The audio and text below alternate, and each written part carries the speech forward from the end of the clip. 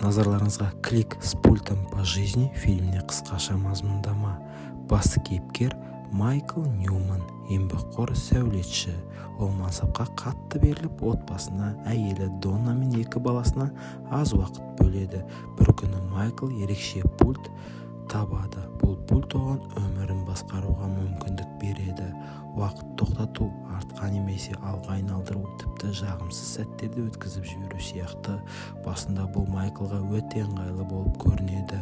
Ол жұмысындағы ұрыс керістер мен тұрмыстық қиындықтарды өткізіп, тек жақсы сәттерді қалдырады. Бірақ уақыт өте келе, пульт оның өмірін өз бетінше басқаруға кіріседі, және ол пультты басқара алмай қалады. Ол байқамай-ақ жылдар өте қартайып, ең маңызды отбасы, махаббат, балалардың өсу сәттерін өткізіп алады.